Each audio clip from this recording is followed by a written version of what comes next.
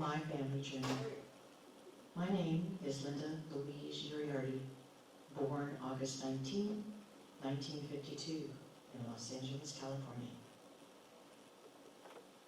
Childhood memories. Arlette Street, Monterey Park, California. My parents, Robert and Catherine, lived in a modest house on a quiet street, only blocks away from my elementary school. I learned to ride my bike, plant carrots, and walk on the brick wall my dad built. I remember the sunken backyard garage with its steep driveway, which was hazardous to those running too fast. But the garage was designed for me. It was my space for playing, dreaming, and creating. I always wanted siblings. I always wanted a brother or sister. Neighborhood families and their children were my siblings during my childhood. We played, argued, cried, and shared, and went to school together. Isn't that what brothers and sisters do? But we did not share the same parents. My parents were older than my class and my playmates. Did that matter? No. I overheard this from a friend of my parents as a preteen. I cried, huddled in bed as my mom lay beside me. Did I see myself as different? No. Was I mad? Sure, at first. I never questioned who my parents were, who raised me, and who loved me. Besides, I looked like my dad, with black hair, and with a color complexion. Life changed. I met Stephen. Stephen and Lynda Bachelor were married March 20, 1974, San Gabriel, California. Becoming a mom. I was going to have twins. Was there a history of twins in the family? What was my birth family health history? Were there any health concerns that could be passed on to my children or grandchildren? The health question caught me off guard. I had always provided my adopted parents' health history, which was not adequate now. My adopted parents saw my dilemma and reached out to the adoption services in Los Angeles. This was in 1976, when I was 24. California adoption records were closed unless parents and adopted children signed a waiver of confidentiality. After multiple searches, the courts assured me there were no health issues or history in my adoption records. My last request to get birth information was answered in 1989. That is when I received the non-personal identifiable information from the County of Los Angeles. From this, I had my first glance of what my birth parents were like. Who were they? They met at the church in California. She was born and raised in California. He was born and raised in Bolivia. She graduated from high school, had 1 year of college, and 1.5 years of nursing training. He had completed college and had been a teacher. In 1952, the year I was born, she was 20 and he was 26. She wanted to continue her nursing education. He was not a citizen of the United States. They had planned to marry in the future and become missionaries. He needed to learn English before he could support a family. So, they agreed to not tell their families about the pregnancy. My birth mother wished she could keep me and realized how hard it was going to be to give me up. She knew it would be the best for her and for me. She signed the relinquishment papers on September 5th, 1952. I was 17 days old. She had named me Virginia, which I later found out was my maternal grandmother's name. Making the DNA connection with a little help. I created a spreadsheet from the non-personal identifiable information with descriptive names. My ancestry DNA showed results of a half-sister or a first cousin. I couldn't believe it. Her family tree matched my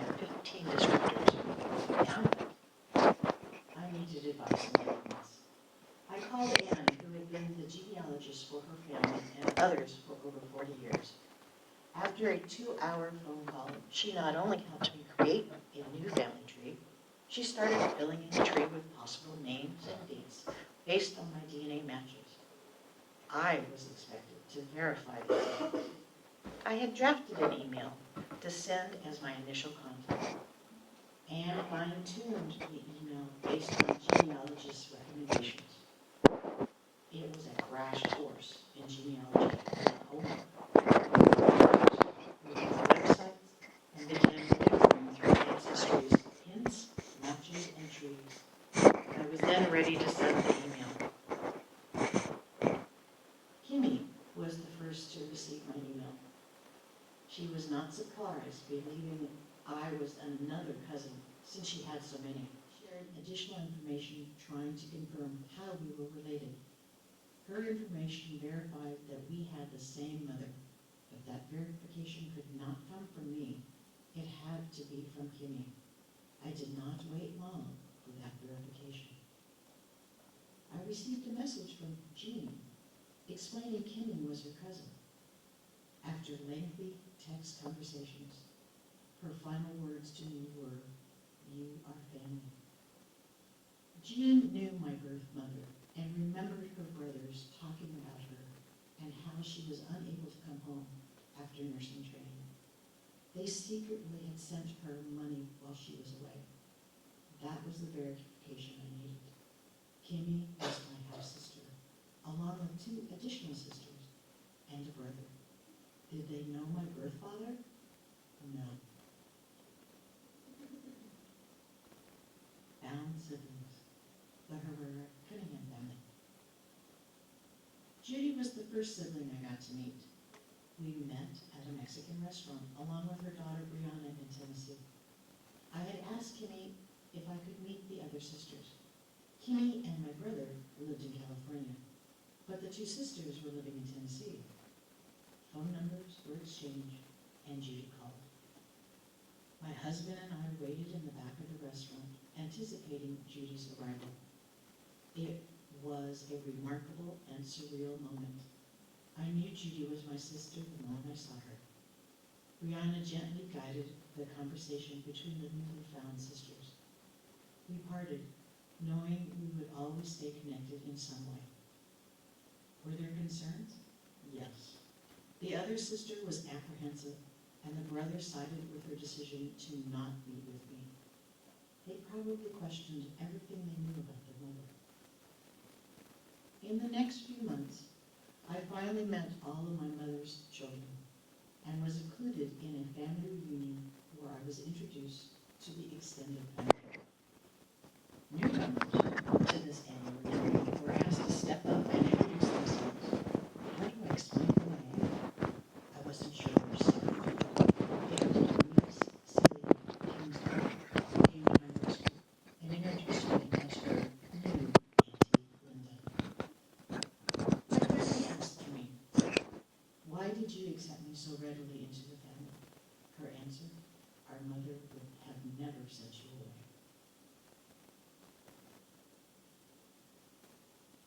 Discovering new origins.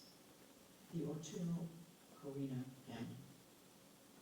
DeWitt was so excited to know who I was. Submitting her DNA to Ancestry was part of an assignment for her middle school class about family history. She knew I was another first cousin, since there were a lot of them. But which of the 4 Ortuno brothers was my father? I didn't have a lot of information about my birth father, only a church affiliation, his age at the time of my birth, information about his Bolivian parents, and the number of brothers he had. DeWitt's father, Justo, was the last living brother, so she asked him if he knew anything about another child. He did not know for sure, but he was not surprised if there was. Even after reviewing information about each brother, it was still undetermined which brother was my father. It was finally verified through DNA matches of daughters from my first marriage that I knew Raul was my father, and I had 2 more half-sisters. I got to meet most of the original first cousins, but none of my 5 siblings attended the gathering, and Raul's last wife was still living, and they did not want to upset their new ancestor. I am still waiting patiently for their acceptance. Until then, DeWitt and her sisters have embraced me as their cousin. They invited me to their father's birthday party with Bolivian food, music, and family. We stay connected through social media and Christmas cards. The original DNA belongs to an indigenous ethnicity which was uncertain. Many family members knew of their indigenous roots, but related more to the Christian and Spanish culture. I'm Native. Seeing Native American in my ancestry DNA ethnicity surprised me. Both of my parents had indigenous DNA. One from the Andean region of Bolivia and the other from Baja California Sur, New Mexico. Of course, when I first learned about my Native ethnicity, I realized terminology had to be clarified. Being Native American is a term used to categorize Native populations located only in the United States. Other nations had different terms for their Native people. Since I wasn't raised in any specific indigenous culture, I had to determine my Native origins by the locations where my ancestors had lived. I used the Native Land Digital Map to narrow the indigenous possibilities. Although this process is not precise, it gave me somewhere to start my search. DNA origin estimates change annually and vary from one DNA analysis method to another. Regrettably, no relative, except my children, have embraced their indigenous roots. Quechua, Cochimí, Yaqui. My South American ancestors came primarily from the city of Cochabamba in Bolivia. This is an area the Quechua people have occupied for centuries and are the most direct descendants of the Incas. My Mexican ancestors came from Baja California Sur and the Sonora region on the mainland of Mexico. The Cochimí people were located in Baja and the Yaqui in Sonora. Unfortunately, without further DNA analysis, identifying which Native people I descend from will require additional information and research. Infamous family stories. Murderous or guilty. Emma married my great-great-grandfather, George Cunningham, in 1845 in New York. They had 5 children. He died leaving her only the value of his life insurance. Still young and attractive, Emma sought to find a husband who could support her and her family. She took employment with Dr. Harvey Goodell, a dentist, who promised to marry her if she would oversee his household affairs. Emma and her children lived on the top floor of his residence. His medical office was in the basement of the same building.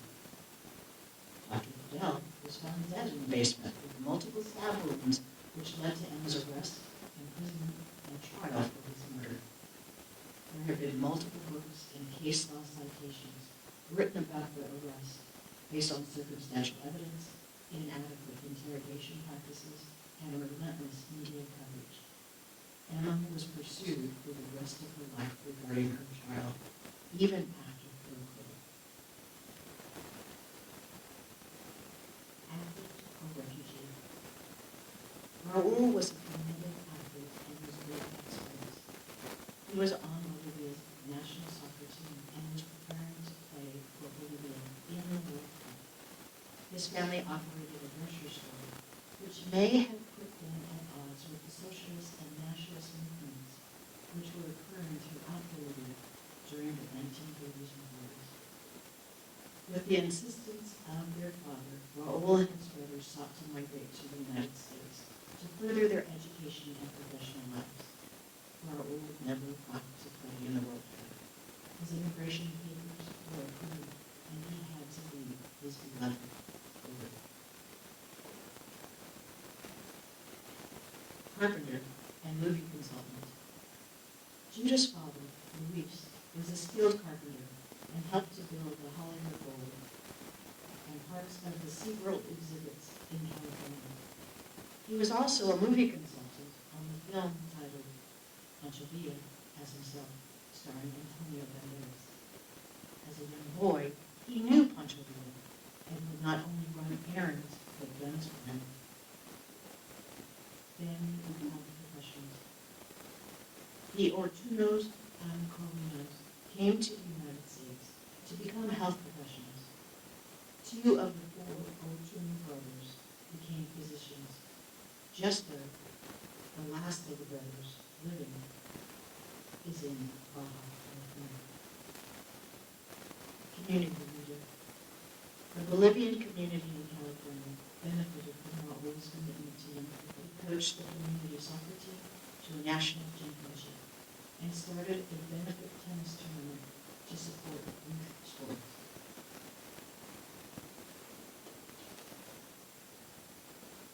The journey continues across the pond. Finding ancestors from Europe and the British Isles are challenging without specific information. I will be exploring the Spanish, Basque, and Sephardic Jewish roots of the Ortunos and the Scottish and Irish connections of the Californians. The New ancestry. Robert and Catherine's story must not be forgotten. I was raised by older, culturally diverse, caring parents who were unable to have children. Their story needs to be shared and handed down. Connected families. The Latino and Native people have a strong sense of family, culture, and community.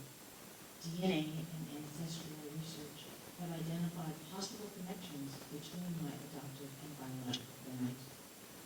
Could the Uriarty and Herrera families have known each other? Indigenous search. I will be continuing to research, explore, and verify my indigenous roots.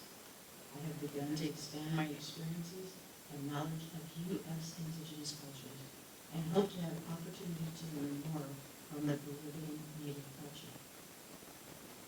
Celebrating family. Intentional and meaningful communication with my newfound families will be vital to staying connected. This is still a bit overwhelming. I hope to engage more with the Ortunos and will continue to celebrate with my fellow sisters. So you saw my final product. Somebody has asked me in the past, how long did it take you to do just the final product?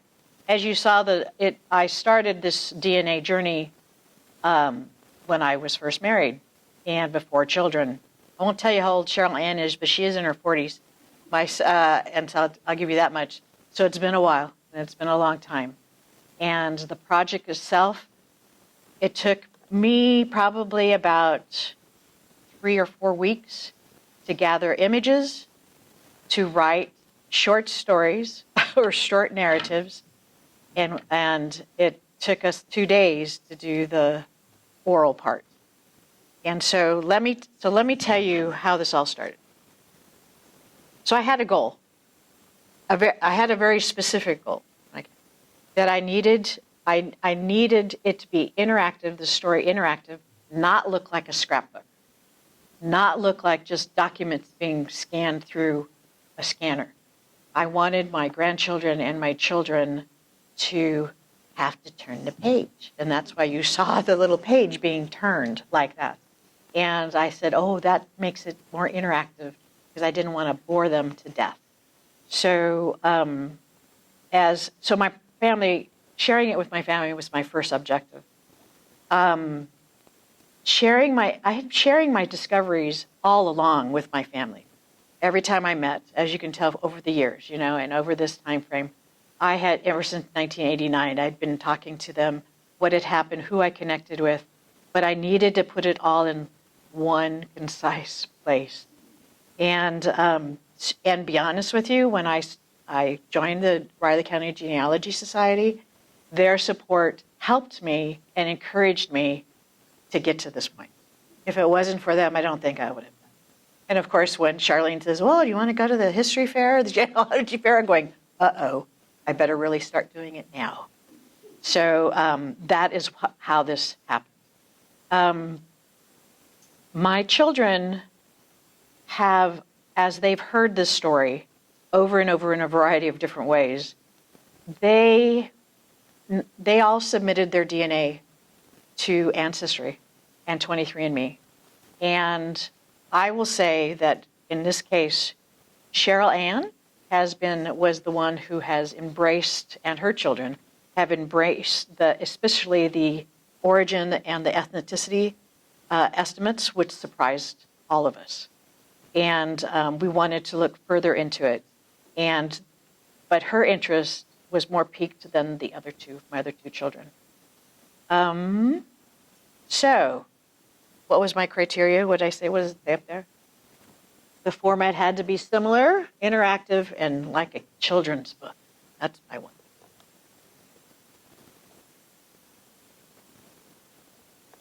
Oh, here we go. So, to start this process, I had no idea about the technology.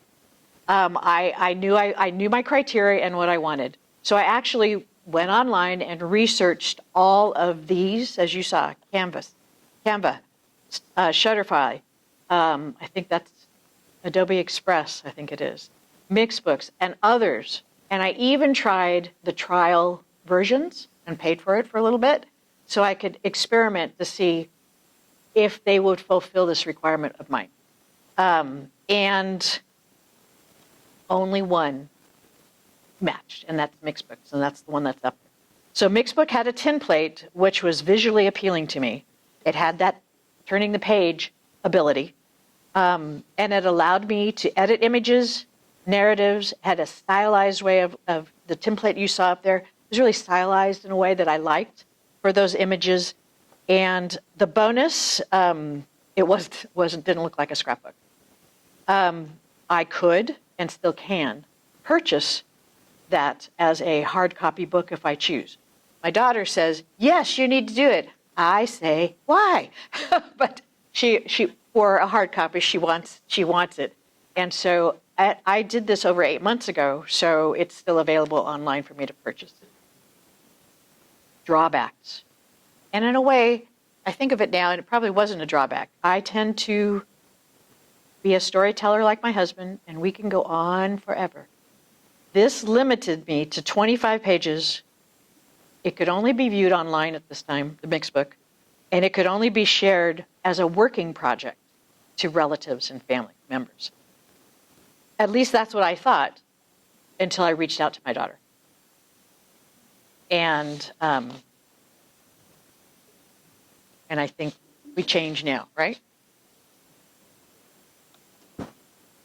So I knew Cheryl had the knowledge and the access to everything old and new regarding technology. And so, because she works at the Sutherland Foundation Innovation Lab at Kansas State University in Hale Library. And so I knew she would help guide me and look at my project. And actually, when she saw how important the project was to me and how long it took me just to edit the project up to this point, I had to have dual screens. I don't have dual screens at my house, but she did. So I edited for 8 hours. I was up there editing the screen for this project. She realized how important this was to me. And once she saw the Mixbook project, this is what she says. She says, it needs your voice, Mom. So that's where we go from there.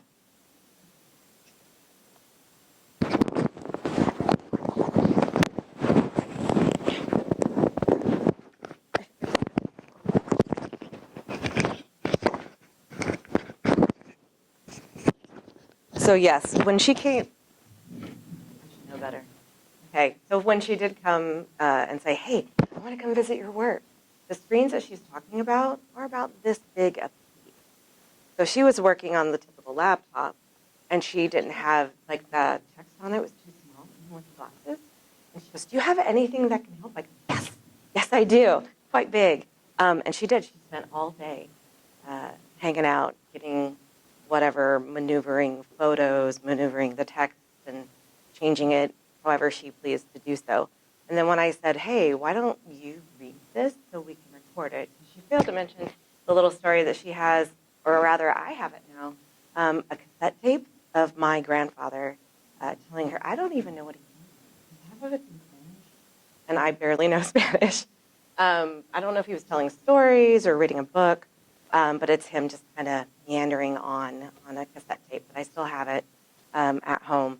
So I asked her to do it, to read it. And so what I did is in our lab, we have an audio studio. I said, hey, if I reserve the time, will you come read it? Well, I didn't realize how much maneuvering that would be to do, but it was really nice just to sit there and have her read it. Here's the thing. I know you guys want to know the how-to, right? So with me being on the inside of the studio, our studio has a sound booth, and she sat in the booth with the microphone and with her laptop so she can read that mixed book page and she can turn the pages as she chooses. What I did do...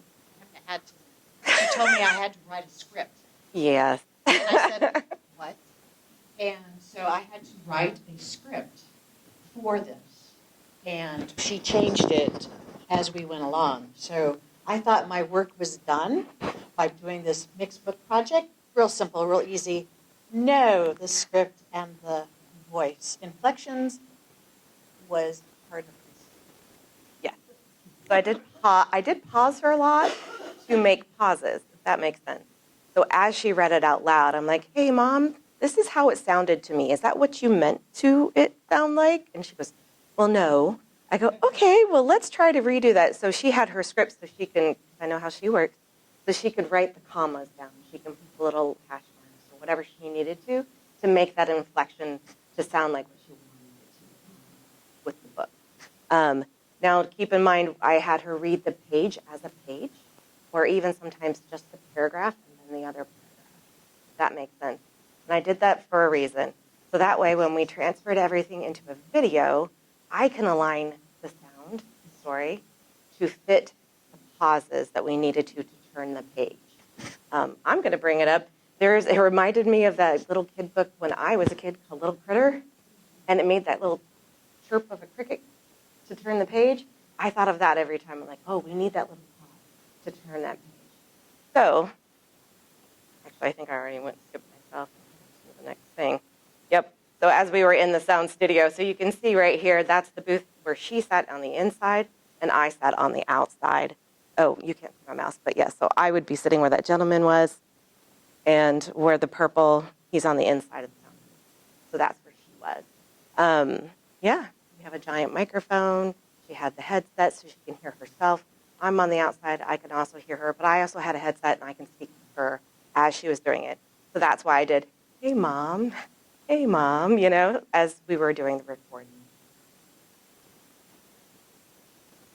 So the big challenge, mixed book, as she said, is only the hard copy, right? You order, or you could turn the pages only while you're editing.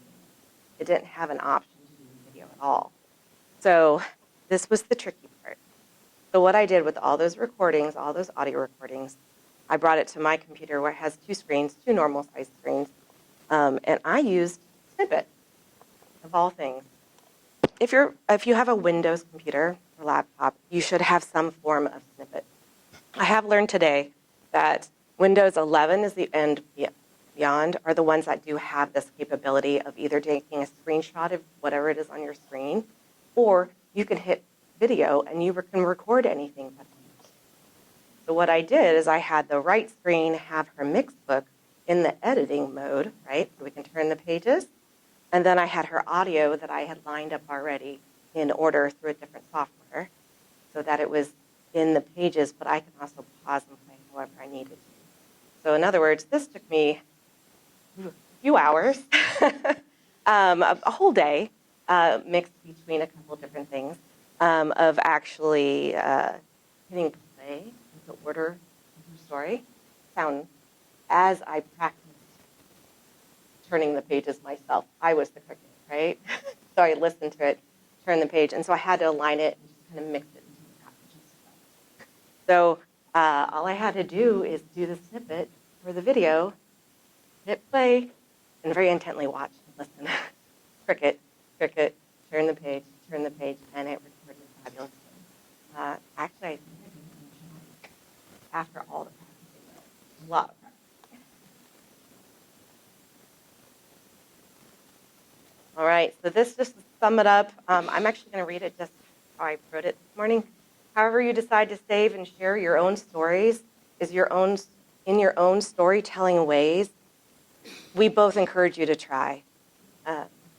It will last for generations to come. Anyone that gets to witness it will always be able to see, hear, and feel your story. So please try it. Okay, we left a lot of time for questions.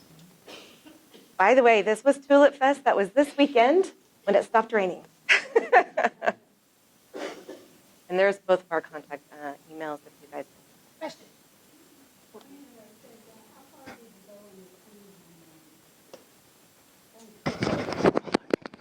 The cutting, so Herrera, sorry. I have only gotten, I haven't gone across the pond. And that's why I put that up there, that last screen was across the pond.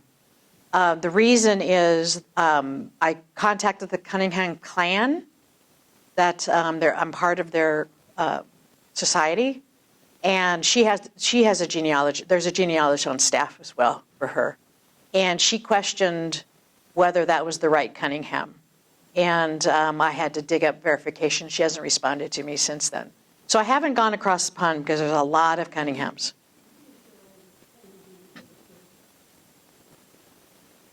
With that last surname? There isn't one. That's living? Sorry, I'm trying to answer your question. I might be able to take this a little bit. Just Okay. because so the story of Cunningham, Nevada, when she had to flee the country because of that trial that happened, she actually went down to Baja. The Baja. She tried to escape the media. When she remarried, that's when she lost the Cunningham. Right. Does that answer it? New York. New York. Mm-hmm. Now, granted, she had Brooklyn. She had two daughters. She did. She died in poverty. She went back to New York and died in poverty with a niece. Hold on. William. Mm-hmm. Boy, you guys are making me remember all the stuff that I have, all stacks of paper at home. My brother wanted something, he was going to the Myers homestead in Indiana, and I had 5 years that was all this call for me to find directions for him to go to that, but he was already on the road, so I don't think. Maybe that was intentional. He didn't want to drag those along. So I will tell you the Cunningham, that infamous, the murderous victim. Most of the Cunningham family, the Herrera family, they knew of her, and they don't like to talk about it at all. Yet she, I said there is case studies. Her case studies are in law libraries around the country. It was way before women's had any kind of rights. She had 5 children. My grandfather was the youngest. He even had to testify against her. And so they believed that was inappropriate, rightly so. And that's the 2 books I have up here. The red one is it Butcher on whatever street that is? Was written by a lawyer. Okay, and he has all the citations in there about that case and how the media just followed her everywhere. Because she moved to San Francisco, she moved everywhere. You know, similar to O.J. Simpson's, you know how this went on and on. That's exactly how her case went in the 1850s. That's exactly how that happened. There you go. Great. Bond Street, that's right. I'm waiting for the movie. Well, I have a question. I have a question. Yes. That's completely different from. That's okay. Having to do with the mixed book and adding the audio and did, you know. So as far as the timing of where you put the audio for the next page, would it account for, like if somebody's reading along and you're turning the page, and then they're looking for a long time at one of the pictures or rereading the thing, will it account for that, or will it just get off? So, good question. So, I only did it, so when I recorded, That's okay. when I recorded it, I did I did it per paragraph, which a lot of people end up doing per paragraph. I would just keep that in numbers, page 1, 1, 2, 1, 2, etc. So that way, when I put it in order, and push play, not push play, when I would turn the pages, I would have the audio just playing. I wouldn't even be able to stop. Does that make sense? So I'd have to stop what I was doing with the mixed book when I turn the pages and go back.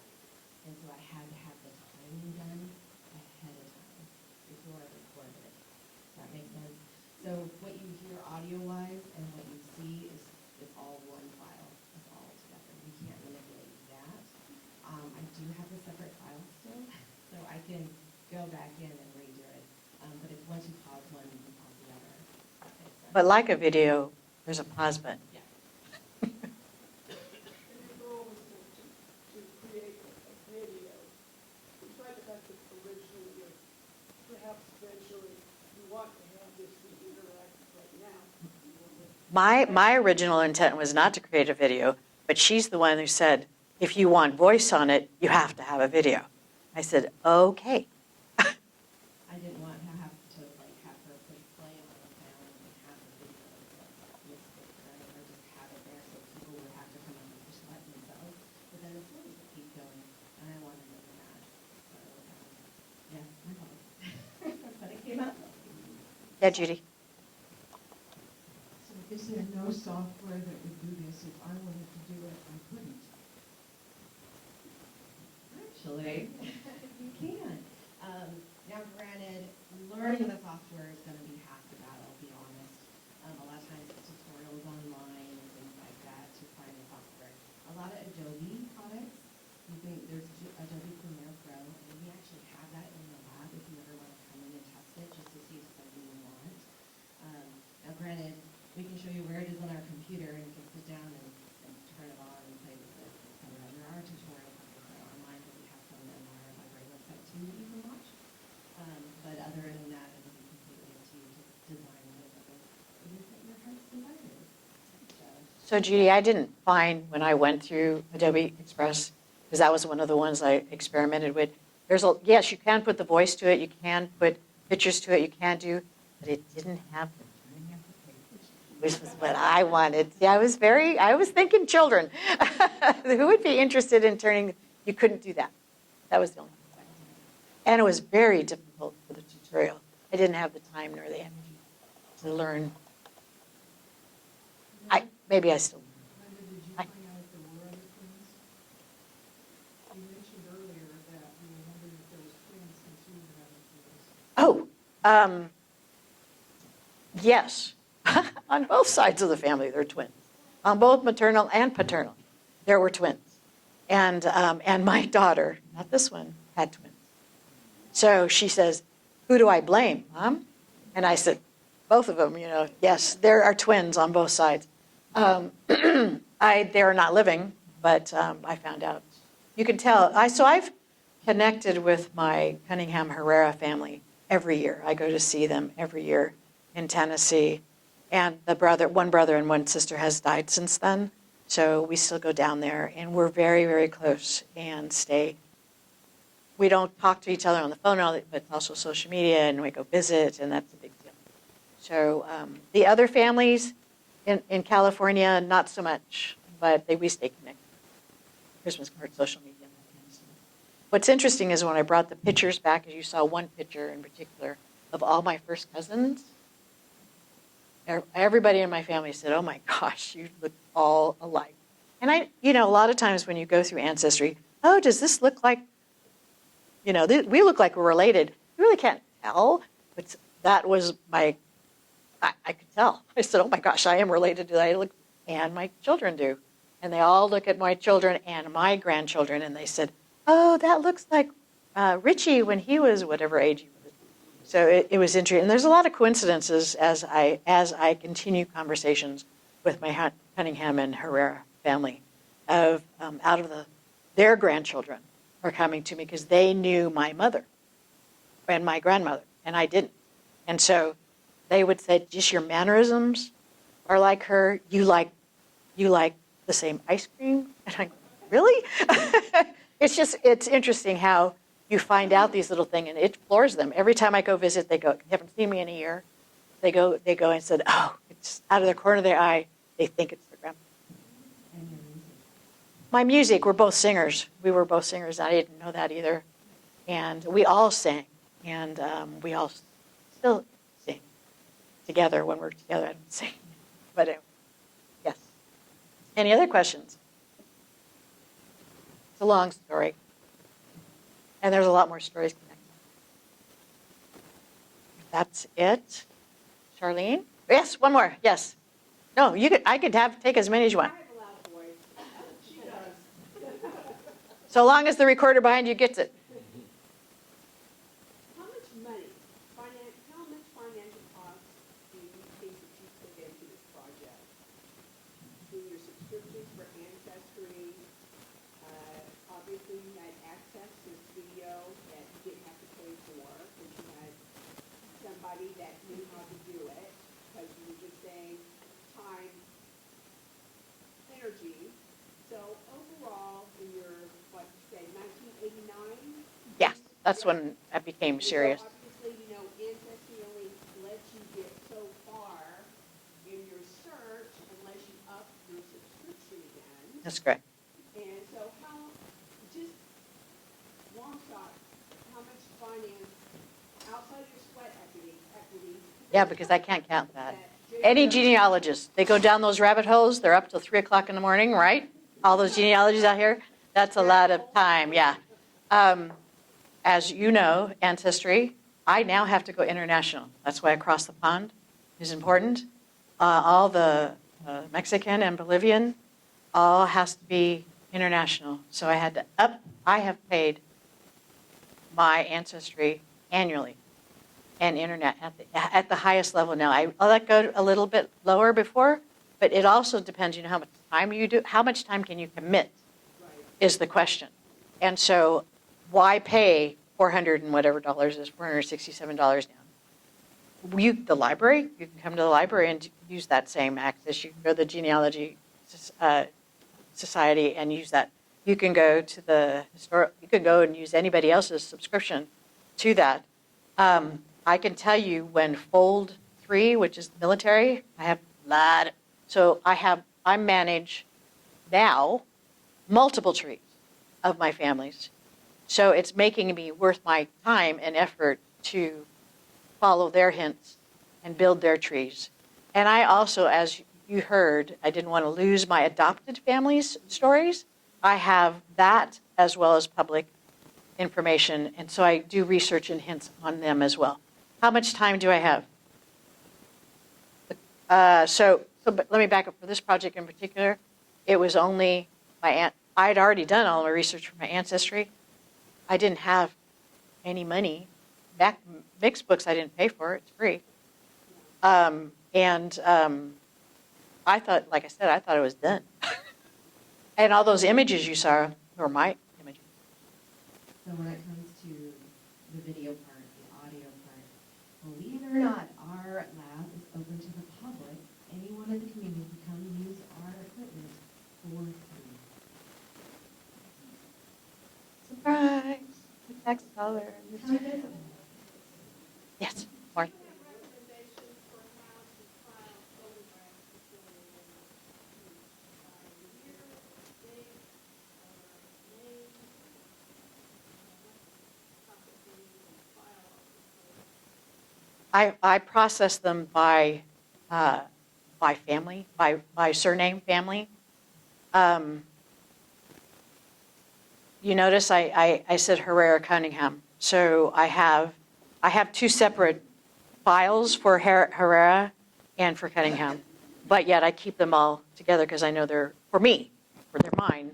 And as Together. they extend into multiple cousins everywhere, I have to distinguish. Herrera goes there, which is hardly any information because that's the Mexican side. And he is really hard to track. He was married one other time before who I met. I remember her really well. But they never had children, to my knowledge. But I know that. He was a border patrol on the Mexican side. So my family wished to go visit, they'd go visit, all that kind of stuff. Anyway, he's hard to track, so I can't really track who they are really well, but I keep that file. So, but I keep them together. So paternal together. That's how I do that. I'm not helping you, Marilyn. It's like, and then I do mark them. I'm currently only scanning by project because I can't scan all of them because I'm doing my husband's, I'm doing, so it's hard to keep track of all of those others. And then I'm doing my not just this daughter, but other daughters. And so that's the hard part is doing that. But I keep them actually like that, by surname. Yeah. Any other questions? You don't really want to cut. I want genealogists to have a tour of their office space when they do this. I want to see how they have these beautiful notebooks, or you have multiple notebooks, or you have them in a big box when you find something exciting and you throw it in the box and you'll look at it. I want to see how organized it is because it does take over a lot. Yeah, Judy.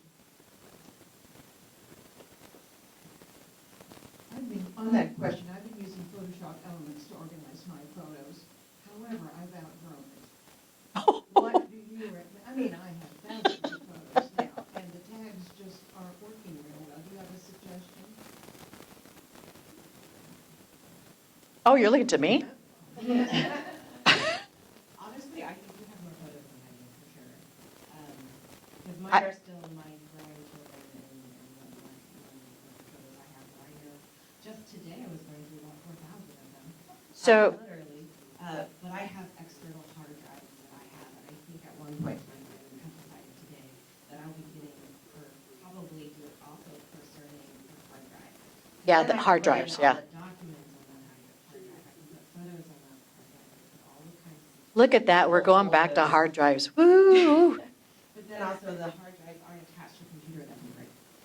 That's where my notes are. And that's where most of my, not all of them, but most of my photos are now on my computer, this computer, as a matter of fact, and in the cloud. But hard drives, because I have a separate hard drive just for that. The thing about photos is, first, don't have them in a sticky photograph album. We all know that, right? And I put mine in, first I scan, and then I put them in an acid-free sheet protector. If they're like a married couple, you would have 2 copies, because you want one in the male line and one in the female line. So many people forget that. For instance, a wedding certificate, you have 2 of them, because you put one in the female line and one in the male line. And so you have to remember to do that all the time. And then I have mine in notebooks, but I number them by the surname. So like my name is Myers. So I have whatever state or however you want to divide it. I do mine by state. And then my husband's family is, I have a big bunch in St. Louis. So their numbers will be S, L, M, O, please, FR, and then 1, and then all that. And so I have their St. Louis folder, but I also have a Missouri folder and a Kansas folder. No, I don't have that. I don't have, that's way too much work for me at this point in my life.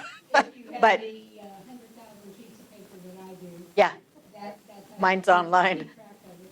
Well, So- mine's online too. I have a database in Family Tree Maker of 263,000. yeah, I haven't ventured into the family tree, the software online. I've been hearing legacy. I've heard good things and bad things, and I haven't ventured that far out yet. can barely keep up with what I do now. And so just recently, the matriarch of my husband's maternal side Brown family died at 98, and she was a genealogist for that family. And she has exactly what you said, all of those notebooks, and her daughter, and she just died a week ago. And I got to meet her, and I got to tell you this real story. She 98, she can't move around a lot. I brought my little cheat sheet of, is this the information correct? Because she knew. Her and her husband did it for many years. She'd travel and go the old-fashioned way, right?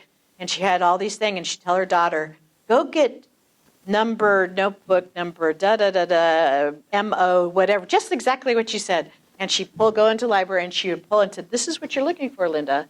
And I sat at her feet because I couldn't get too close to her because of health reasons.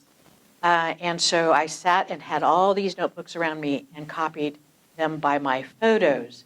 So let's go back to the photos, Judy. I have uploaded those onto my computer so that I could have those digitally so I can refer to them because she had an enormous amount. I am anxious to go back to Alabama. Myself and her daughter have already agreed that we will continue that Brown family because everybody else likes to talk about it down in Alabama, but actually having it all written down is a challenge.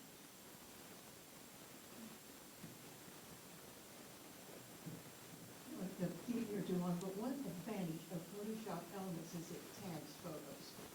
So you can tag a photo for your husband and for you or whatever. You don't need duplicates. And then you can put in that tag and bring them all up. So ideally, that is the solution.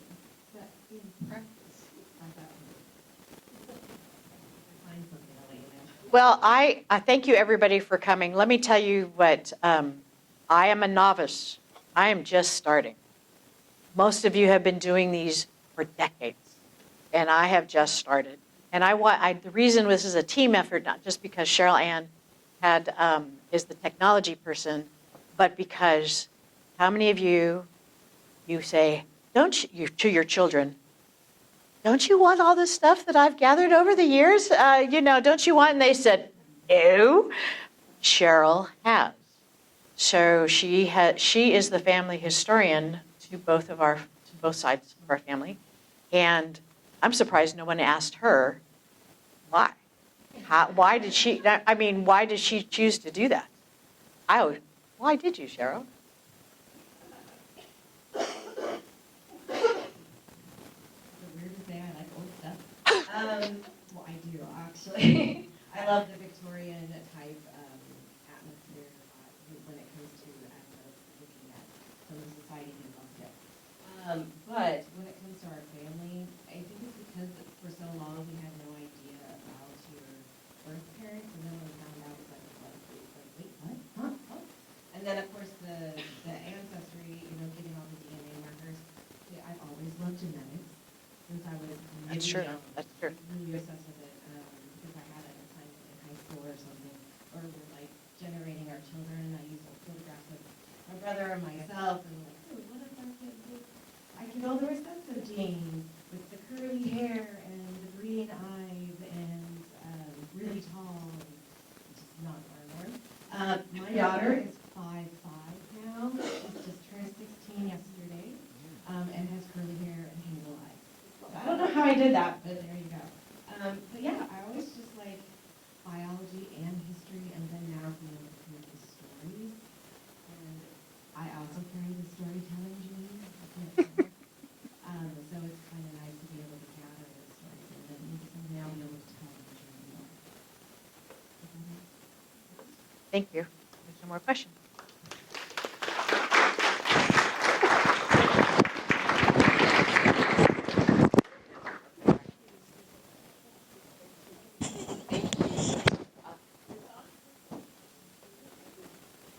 Yeah, there it goes.